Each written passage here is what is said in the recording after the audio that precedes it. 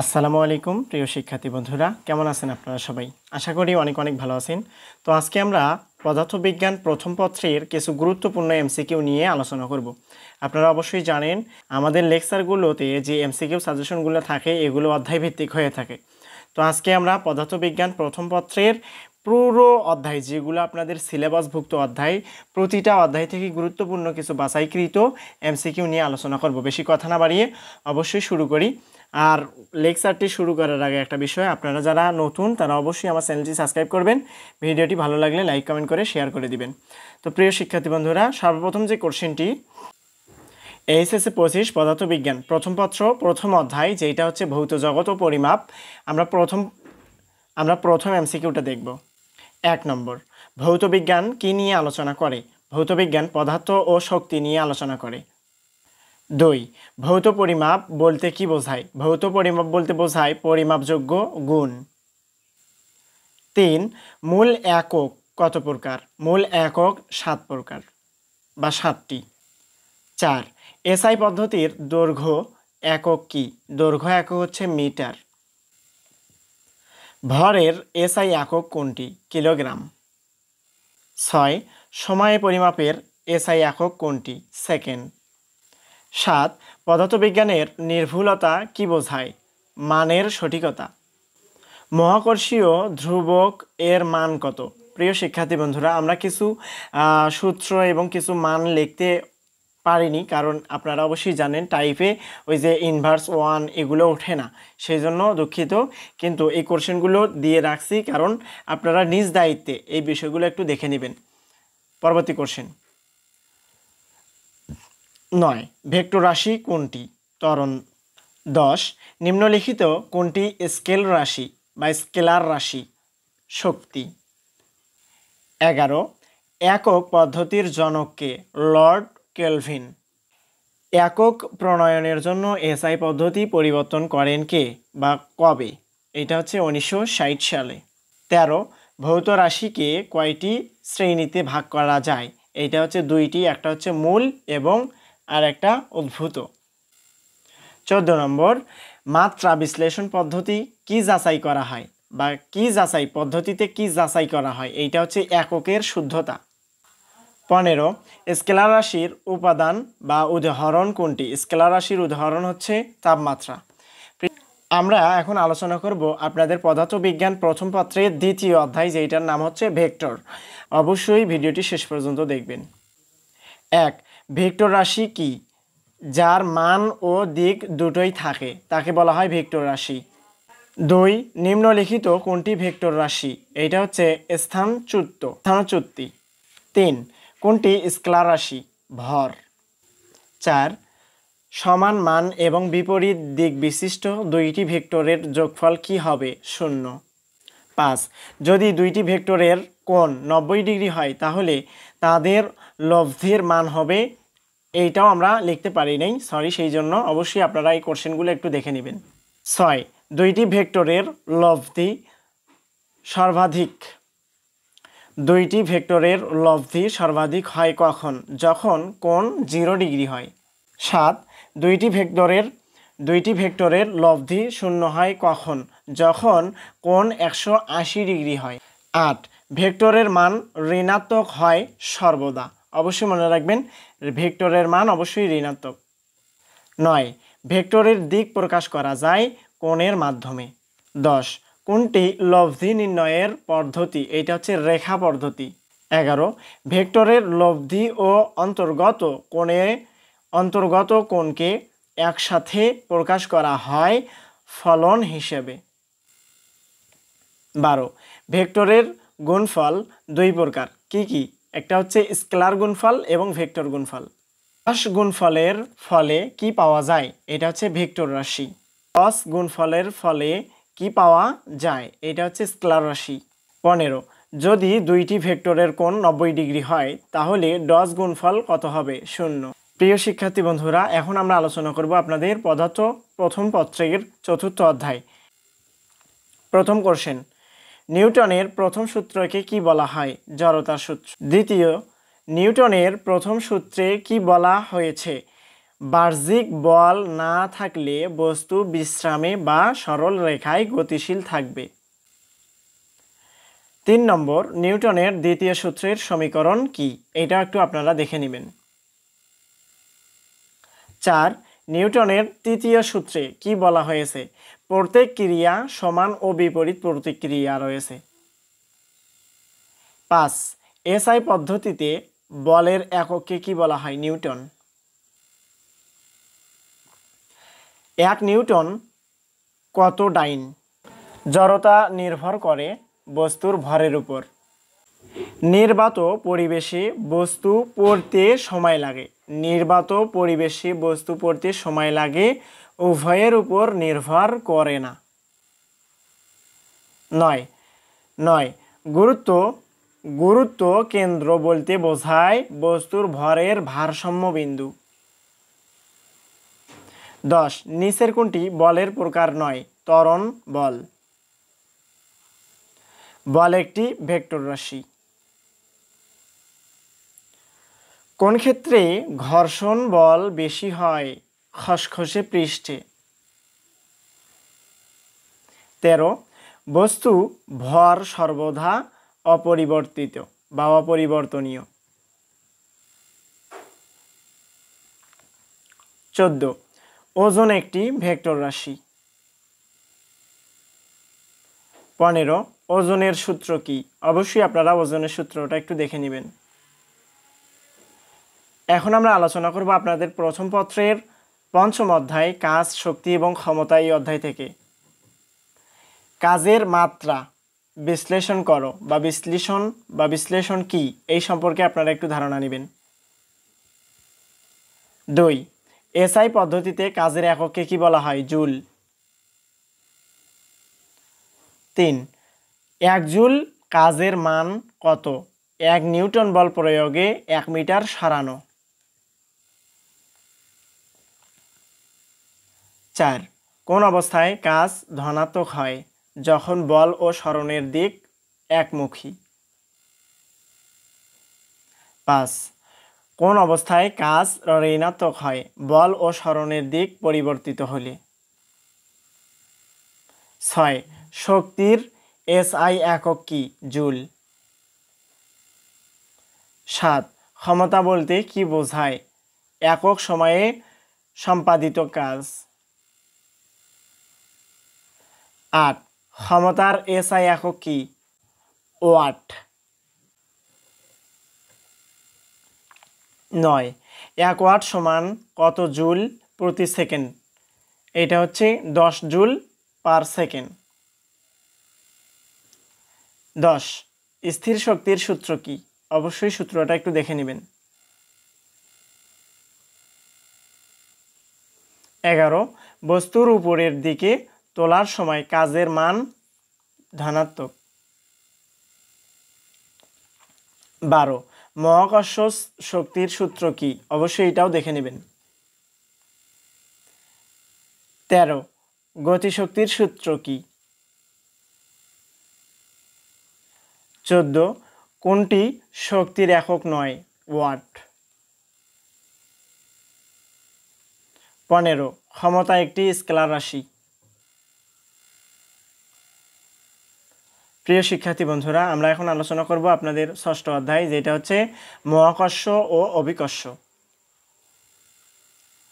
প্রশ্ন 1, মহাকর্ষীয় বলের সূত্র প্রথম কে প্রদান করেন? নিউটন। দ্বিতীয়, মহাকর্ষ ধ্রুবক এর মান কত? অবশ্যই এটা লেখা সম্ভব হয়নি, অবশ্যই আপনারা একটু দেখে নেবেন।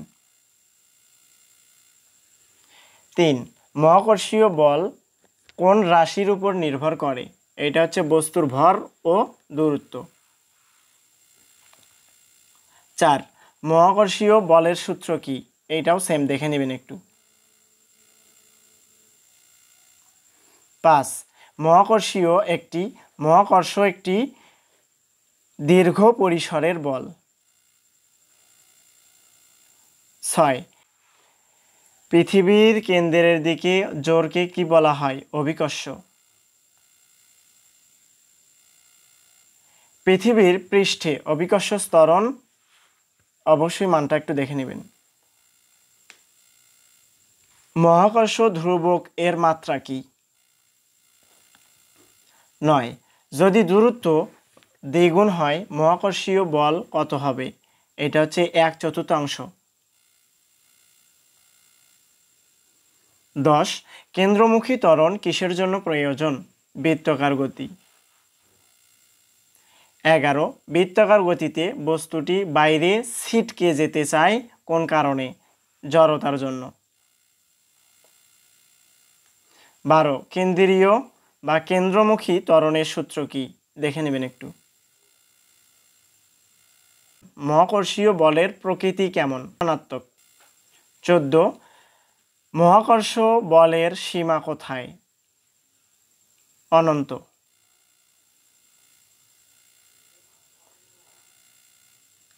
পৃথিবীর অভিকর্ষ ত্বরণ সর্বাধিক কোথায়? মেরু অঞ্চলে। এখন আমাদের আলোচ্য বিষয় হবে সপ্তম অধ্যায় পদার্থের গঠন ও গাঠনিক মান বা ধর্ম। পদার্থের ক্ষুদ্রতম কণা পরমাণু। পরমাণু কোনটি পরমাণুর মধ্যে থাকে না? নিউট্রিনো। কোনটি মৌলিক কণা? প্রোটন। 4 বস্তুর ঘনত্ব নির্ভর করে ভর ও আয়তন উভয়ের উপর। 5 কোনটি ঘনত্বের একক? KG meter per second. এটা হচ্ছে কেজি পার মিটার কিউব। 6 পদার্থের কঠোরতা নির্ভর করে স্থিতিস্থাপকতার উপর। 7 যদি কোনো বস্তুর আয়তন বৃদ্ধি পায় কিন্তু ভর অপরিবর্তিত থাকে ঘনত্ব কি হবে? হ্রাস পাবে। 8 স্থিতিস্থাপকতার এসআই একক কি? নিউটন। 9 যান্ত্রিক চাপের একক কি? পাস্কেল। 10 যান্ত্রিক চাপের নির্ণয়ের সূত্র বা যান্ত্রিক চাপ নির্ণয়ের সূত্রটা দেখে নেবেন। স্ট্রেন কি? দৈর্ঘ্যের পরিবর্তনের হার। 12 হুকের সূত্রে কি বলা হয়েছে? স্ট্রেন স্ট্রেসের সমানুপাতিক। স্ট্রেসের সমানুপাতিক। স্থিতিস্থাপক সীমা অতিক্রম করলে বস্তু স্থায়ী বিকৃতি ঘটে। 14 আদর্শ কঠিন পদার্থের স্থিতিস্থাপকতা অসীম। 15 স্ট্রেস এবং স্ট্রেনের অনুপাত কি নির্দেশ করে? স্থিতিস্থাপক ধ্রুবক। এখন আমরা আলোচনা করব আপনাদের অষ্টম অধ্যায় পর্যায়বৃত্ত গতি। 1 যে গতি নির্দিষ্ট সময় পর পর পুনরায় ঘটে তাকে বলা হয় পর্যায়বৃত্ত গতি। 2 সরল হারমোনিক গতি SHM এর পুনরাবৃত্ত সময়কে কি বলা হয়? পর্বকাল। 3 পর্যায়বৃত্ত গতির উদাহরণ কোনটি? দোলনায় গতি বা দোলনার গতি। 4 যদি একটি দোলনার পর্যায়কাল বা পূর্বকাল হয় তবে তার কম্পাঙ্ক কত? এটা লেখা সম্ভব হয়নি। 5 SHM এর বেগ সর্বাধিক হয় কোথায়? সমান অবস্থানে।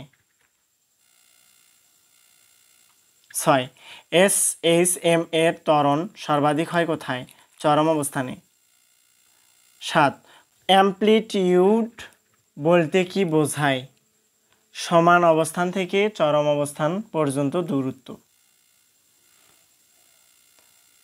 9 সরল দোলনার পর্যায়কাল বা পর্বকাল নির্ণয়ের সূত্র কি? 10 দোলকের পর্বকাল কিসের উপর নির্ভর করে? দোলের দৈর্ঘ্য। 11 চলমান গাড়ির স্প্রিং এর কম্পাঙ্ক কি? চলমান গাড়ির স্প্রিং এর কম্পাঙ্ক কি ধরনের গতি? এটা হচ্ছে সরল হারমোনিক গতি। 12 SHM এর সময় ত্বরণের দিকে বা দিক কেমন হয়? এটা হচ্ছে সরণের বিপরীত। যদি অ্যামপ্লিটিউড বাড়ানো হয় পর্যায়কাল কি হবে? অপরিবর্তিত থাকবে।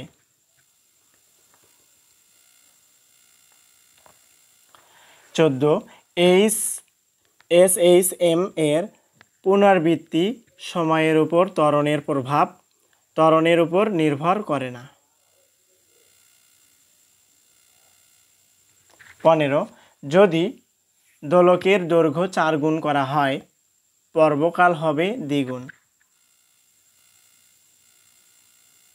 প্রিয় শিক্ষার্থী বন্ধুরা, আমরা আলোচনা করব 10ম অধ্যায় আদর্শ গ্যাস ও গ্যাসের গতিতত্ত্ব। আদর্শ গ্যাস বলতে কি বোঝায়? নিখুঁতভাবে আচরণ করা গ্যাস বা আচরণ করা গ্যাস। আদর্শ গ্যাসের সূত্র কি দেখে নেবেন। 3 আর কি? গ্যাসের ধ্রুব। 4 গ্যাস ধ্রুব আর এর মান কত? একটু দেখে নেবেন। 5 1 তৈল মোল গ্যাসের আয়তন কত? এটা হচ্ছে 22.4 লিটার। 6 গ্যাসের গতিতত্ত্বে বলা হয়েছে গ্যাসের কণাগুলো এলোমেলোভাবে দ্রুত গতিতে চলে। 7 গ্যাসের কণার মধ্যে সংঘর্ষ কেমন স্থিতিস্থাপক? 8 রয়েলের সূত্র বলা হয়, দেখে নেবেন একটু। 9 চার্লসের সূত্র বলা হয়। 10 গ্যাসের গতিতত্ত্ব অনুযায়ী গ্যাসের চাপ নির্ভর করে কণার গতিশীলতার উপর। 10 মধ্যক গতি বলতে কি বোঝায়? যে গতিতে অর্ধেক কণা গতি এর চেয়ে বেশি ও অর্ধেক কণার গতি এর চেয়ে কম। 12 গ্যাসের তাপমাত্রা বৃদ্ধি পেলে কণাগুলোর গতি বৃদ্ধি পাবে। 13 গ্যাসের অভ্যন্তরীণ শক্তি কিসের উপর নির্ভর করে? তাপমাত্রার উপর। 14 আদর্শ গ্যাসের মধ্যে কণাগুলোর আকার কেমন ধরনের হয়? নগণ্য। 15 গ্যাসের গতিতত্ত্বের কণাগুলোর মধ্যে আক্রমণাত্মক বল ধরা হয় নেই। প্রিয় শিক্ষার্থী বন্ধুরা, এই ছিল আজকের আয়োজন। আশা করা যায় আপনারা খুব সুন্দর করে এই পুরো লেকচারটি মনোযোগ সহকারে শুনেছেন বা দেখেছেন। আশা করা যায় এখান থেকে আপনারা আপনাদের পদার্থবিজ্ঞান প্রথম পত্র খুব সুন্দর করে এমসিকিউগুলো কভার করতে পারবেন। দেখা হবে আবারও নতুন কোনো লেকচার বা আপডেট নিয়ে। সেই পর্যন্ত সকলেই সুস্থ থাকেন, ভালো থাকেন। আল্লাহ হাফিজ। আসসালামু আলাইকুম রহমতুল্লাহ।